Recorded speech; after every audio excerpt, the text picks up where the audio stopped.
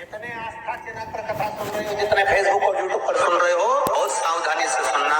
तो जिनकी यहाँ संपदा की कमी होती है, वैभव की कमी होती है, लक्ष्मी की कमी होती है, प्रतिष्ठा की कमी होती है, धन की कमी होती है, उसके लिए मंगलवार को अगर शिव जी के मंदिर में, शंकर के मंदिर में जाकर 1 लोटा पानी चढ़ाया जाता है तो हमारे कार्य में उन्नति होती है।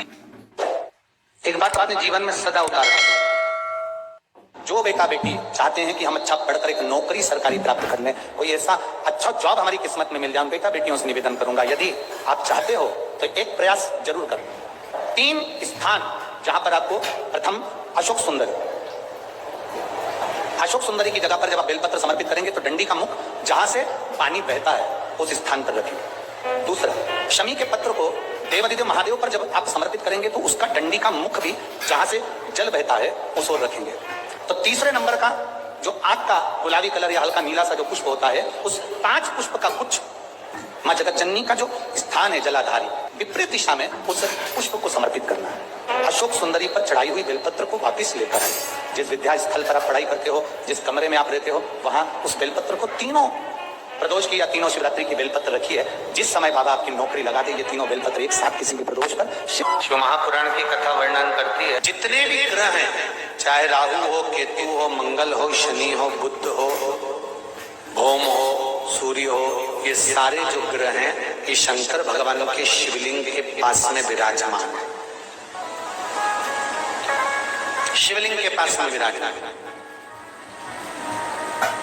कभी मौका मिल जाए, विवाह शादी में देरी हो रही हो, या कोई नया कार्य चालू कर रहे हो उसमें देरी हो रही हो, या कोई सर्विस के लिए, नौकरी के लिए जा रहे हो और वो कार्य नहीं हो रहा हो, तो एक धतूरा, केवल एक धतूरा, उस धतूरे को फोड़कर उसके अंदर का फल निकालना, उस फल को शिवलिंग पर चढ़ाकर 1 लोटा जल शंकर भगवान को समर्पित कर दिन होना चाहिए मंगलवार। कौन सा दिन होना चाहिए? जम के बोलो जरा, मंगलवार समर्पित करो। उसके बाद में आप विवाह के लिए अगर समर्पित करे हैं तो विवाह में देरी नहीं होगी। व्यवसाय और व्यापार के लिए या नौकरी के लिए समर्पित करे हैं तो उसमें देरी नहीं होगी। एक पत्र में आया है, सुनिए, बड़ा सुंदर संवाद है। मंदिर में अगर दिया लगाने जा रहे हो, बाती लगाई है आपने मंदिर के अंदर, तो कुछ देर बैठिए, कुछ देर स्मरण करिए। हमारे यहाँ तो यहाँ तक कहा गया है कि किसी मुर्दे को अगर जलाया भी जाता है तो कपाल क्रिया तक रुकना पड़ता है कि थोड़ा रुकिए, कोई पीछे से आकर कुछ कर ना जाए। दीप जलाएं, थोड़ी देर रुकिए। और दीप का भी नियम है हमारा, दीप का भी नियम है। दिए में जो फूल बत्ती लगती है, गोल बत्ती लगती है, गोल वाली, ये बत्ती हमेशा, कोई विष्णु भगवान की पूजन कर रहे हो, शिव जी की पूजन कर रहे हो, कोई अन्य देवता का अगर आप स्मरण कर रहे हो तो गोल बत्ती लगाई जाती है। भगवान के मंदिर में पूजन कर रहे हो तो गोल बत्ती लगाना। लंबी बत्ती, लंबी वाली जो बत्ती होती है, लक्ष्मी की पूजन में, देवी पूजन में, जितनी भी माताओं की आप पूजन करोगे, जितनी भी देवियों का आप स्मरण करोगे, उसमें लंबी बत्ती का प्रमाण है। पितरों की पूजन में लंबी बत्ती का प्रमाण है। पितरों को कभी गोल बत्ती नहीं लगती। आप मटके के पास में, परिंदे के पास में, जल के पात्र के पास में कोई भी अगर दिया लगाएंगे तो वहां गोल बत्ती रखकर लगाएंगे तो घर में लक्ष्मी नहीं टिकेगी।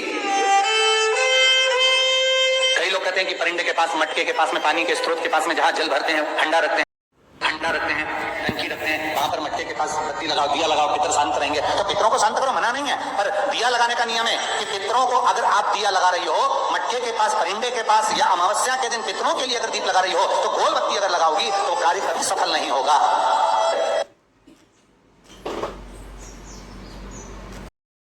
मटके के पास, परिंदे के पास, या अमावस्या के दिन पितरों के लिए अगर दीप लगा रही हो तो गोल बत्ती अगर लगाओगी तो कार्य कभी सफल नहीं होगा। धन आएगा, जाएगा, टिकेगा नहीं।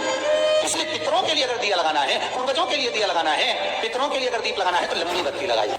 ये 16 सोमवार का व्रत कोई साधारण नहीं है। सुगंधा, संतान की प्राप्ति के लिए अगर 16 सोमवार का व्रत उठाया जाता है तो श्रावण के पहले सोमवार से उठाया जाता है। कब से उठाना चाहिए? श्रावण का पहला सोमवार। यदि कोई विशेष बीमारी, बहुत रोग हो गया, तकलीफों में जिंदगी चल रही हो, बहुत कष्टप्रद जीवन चल रहा है, तो बैसाख के महीने के पहले सोमवार से 16 सोमवार का व्रत उठाना चाहिए। और सुनो सुगंधा, उत्तम वर, उत्तम घर, व्यापार, व्यवसाय, नौकरी, ओम नमः शिवाय। जैसे व्यक्ति का कोई काम नहीं हो रहा हो, बहुत दिन से लगे, बहुत समय से लगे, ये काम हो ही नहीं रहा, तो शंकर जी का नाम को उल्टा कर कर जपना चालू कर दो। नमः शिवाय ओम।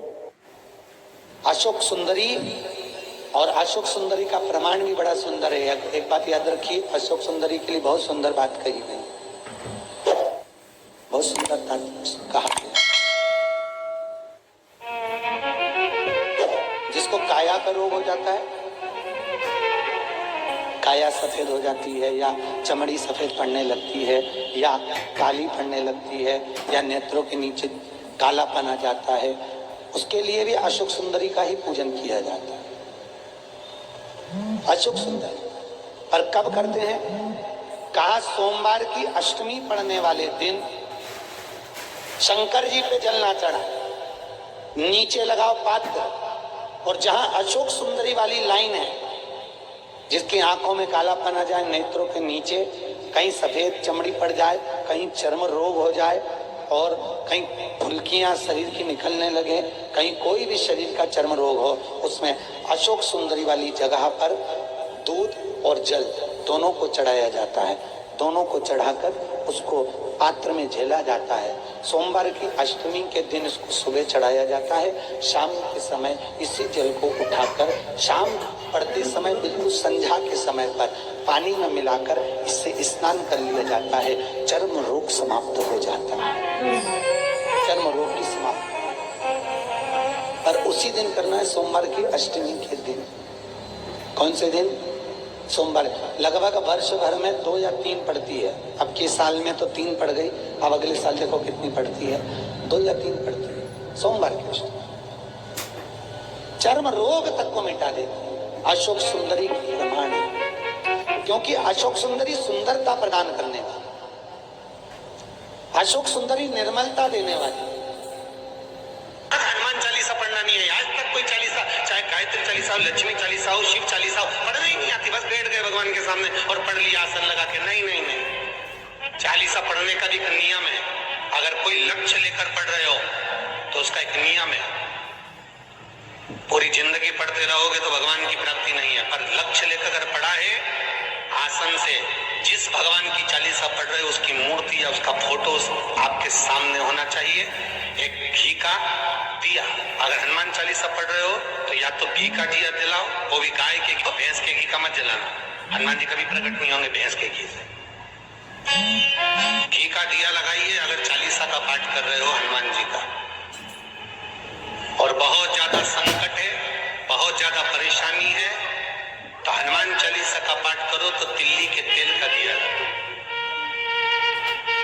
काली तिल के तेल का दिया, तिल का तेल का दिया हनुमान जी के सामने आसन बिछाकर, बहुत तकलीफ है तो 3 पाठ प्रतिदिन करो। और एक आसन से जितने समय 9 बजे अगर आप बैठते हो पाठ करने तो 9 बजे ही बैठना है। 11 दिन तक प्रतिदिन 3 पाठ रोज करो। एक पानी का लोटा, कलश, तांबे का जल, अर्थात तांबे का लोटा हो, स्टील का लोटा हो, तुम्हारे पास जो कलश हो उसमें जल भरकर, एक सिक्का उसमें पटक कर, एक लौंग पटक कर प्लेट से ढक कर रख दो और प्रतिदिन बस टाइम पर बैठ कर पाठ करो। 11 दिन पूर्ण होंगे, जिस कामना से आपने पाठ करा है बस वो सिक्का, वो लौंग कलश में से निकाल लो, जल का आचमन करो और जिस काम के लिए करा है वो जल उस प्रयोग में ले लो। उस प्रयोग, किसी से बात करने जाना है तो वो जल पी कर जाए, कोई से हाथ मिलाना है तो वो सिक्का, वो लौंग अपने हाथ में रखे, अपने साथ रखे। शंकर भगवान पर चढ़ाना प्रारंभ कर दो। महाराज ये पक्का है कि वर्ष भर कोई बड़ी बीमारी आपको घेर नहीं सकती अगर सरसों के फूल शिव को चढ़ रहे हैं तो। और प्रयास करना कि सरसों का जो पुष्प होता है, सरसों का जो फूल होता है महाराज, अगर कोई व्यक्ति को किडनी या लीवर से जुड़ी हुई कोई तकलीफ होती है या किसी व्यक्ति का एक्सीडेंट हो गया होता है और उसका कोई अंग रह गया हो, कोई शरीर का कोई भाग रह गया और वो काम नहीं कर रहा हो, जैसे किसी के पांव रह जाते हैं एक्सीडेंट के बाद, किसी का हाथ रह जाता है या कोई अंग काम नहीं कर रहा हो, वहां ब्लड पहुंच नहीं रहा हो, वो जगह एकदम सुन्न हो गई हो, खाली पड़ गई हो, तो उसके लिए शिव महापुराण की कथा कहती है कि सरसों के पुष्प 11 शंकर जी के राइट भाग में, जहां शिव जी के गण दरवाजे के द्वारपाल मणिभद्र जिस जगह पर निवास करते हैं, कौन निवास करते हैं? मणिभद्र। शंकर जी के दरवाजे के द्वारपाल हैं मणिभद्र जी। तो मणिभद्र दरवाजे के द्वारपाल में राइट भाग में मणिभद्र जी विराजते हैं। मतलब राइट भाग कौन सा हुआ? जब आप मंदिर से बाहर निकलेंगे तो राइट भाग, मंदिर में प्रवेश करेंगे जब राइट नहीं होना चाहिए, आप मंदिर से जब जाएं तो राइट भाग। मतलब आप मंदिर से राइट से जाएंगे तो शंकर जी का भी राइट हो जाएगा, क्योंकि शिव जी ऐसे बैठे हैं तो शंकर जी का भी राइट हो गया, देवता उनका भी राइट हो गया, तो राइट भाग सीधा हाथ मणिभद्र जी का स्थान। 11 सरसों के पुष्प मणिभद्र के उस द्वार पर आप रख दीजिए और मणिभद्र के द्वार पर रखकर अंदर जाकर 108 वापिस जब आप बाहर निकल रहे हैं, ये पुष्प आप रखने के बाद एक बार बाहर जाएंगे फिर वापिस आएंगे मणिभद्र रखने के बाद, और अंदर जाकर 108 सरसों के पुष्प शंकर को समर्पित करेंगे महाराज। उस सरसों के पुष्प जो शिव जी को आप समर्पित कर रहे हैं उसको वापस लेकर आएंगे, श्री शिवाय नमस्तुभ्यम बोलकर उस सरसों के पुष्प को महाराज सरसों के तेल की बोतल में उसको डाल लीजिए। शंकर भगवान को किसी भी प्रदोष में, शाम के समय प्रदोष काल में उस तेल को वापस ले जाकर चढ़ा दीजिए शिव जी को, उसको वापस लेकर आ जाइए। उस तेल का प्रयोग आप नाभि में डालिए और जो शरीर काम नहीं कर रहा उस स्थान पर कम से कम 15 दिन 20 दिन तक उसकी मालिश करना प्रारंभ करिए। बाबा चाहेगा तो चलाने का प्रयास कर देगा और वो अंग, वो शरीर काम करने लगेगा। मणिभद्र का स्मरण। श्री शिवाय नमस्तुभ्यम, सब बोलिए एक बार जमकर, श्री शिवाय नमस्तुभ्यम। प्रैक्टिकल जरूर करना, कहीं सीओर वाला महाराज झूठ तो नहीं बोल रहा। शास्त्रों की बातें हमारे जीवन में हमें सुख प्रदान करे, इसलिए इस भाव का आनंद करते हुए आज की कथा को विराम देते हैं।